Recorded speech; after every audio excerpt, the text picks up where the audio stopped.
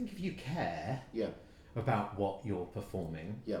there's a much stronger chance of committing Yes. 100%. Yes. When I work with people on training courses and stuff, Yes. we talk about the difference between sort of actors' thoughts and characters' thoughts. Mm-hmm. Mm-hmm. And my analogy is one of like a brick wall. So if you were having a pure performance experience where there wasn't any part of you that was thinking about remembering the lyrics or singing the notes prettily or playing the notes or anything at all, and it was all character and it was all story and you were immersed and they were wrapped up in it, then all of your bricks would be blue. That blue bricks are characters' bricks, lovely. right? Fantastic. And then red bricks are actors' thoughts. Okay.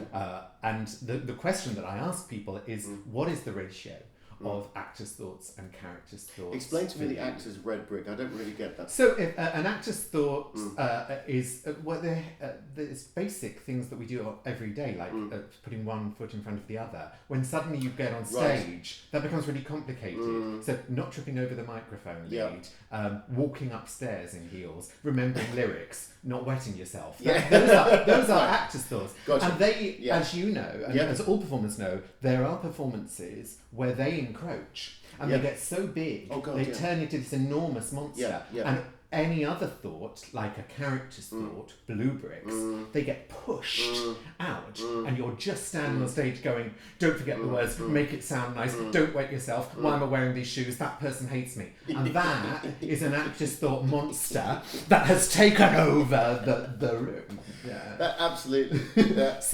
I think... If you've been to one of my gigs. If you'd like to see an example of this.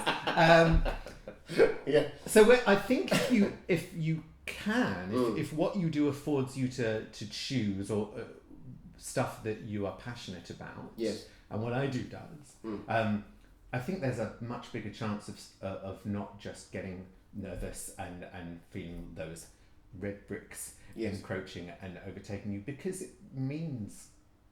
it should mean so much that you will fight that fight and not let them take over. Yes, absolutely.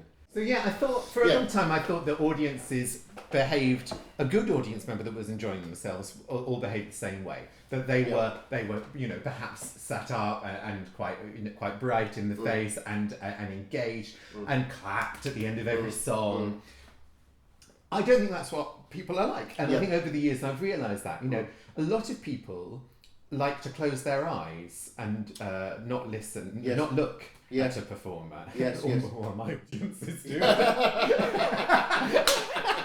and weirdly, it's older people that like to do that. Yeah. Older people like to close their eyes, and often you think they've just nodded off. But it's nostalgia, or they're reminiscing. I have no idea what it is, but that's how some people like to experience things. There is often somebody that seems very unengaged in an audience. Usually they choose to sit in the front row and are right bang in front of you, and you're like, oh, really? Yes, and they're literally just coming for a warm. And so and I used to have a huge problem with that. And the more you focus on that person, the bigger the actor's thoughts encroach. And that's an enormous actor's thought, is that person hates me. Yes. That person's judging me. That person doesn't think I have any right to be singing this song. Yeah, which is imposter syndrome. Perhaps it's got nothing to do with that. Nothing to do with it at all. Everything to do with you and your own insecurities, and it's a mirror. Yes, exactly. Is what it is. Yes, of course. So I asked my clowning teacher, Peter Lilly. She's a marvellous clowning teacher, and I put a lot of clowning into what I teach, and a lot of it I've learned from her firsthand, and she's brilliant. And I brought this up with her at a workshop once, and she said, you find your friends. The clown finds their friends in an audience. You spend no time with the person who is yawning or having a chat or has their eyes closed or just looks like they're having a bad day because they've got their eyes. So for me, no, sorry to interrupt, but that's interesting. For me, I would think I've got to get that. I've got to get him. I've got to as a challenge. She says completely the opposite. There will be people, and she's right. There is always at least one person in an audience who's having a great time, who's enjoying it, who is engaged. Just focus on that. Why wouldn't you? Yeah.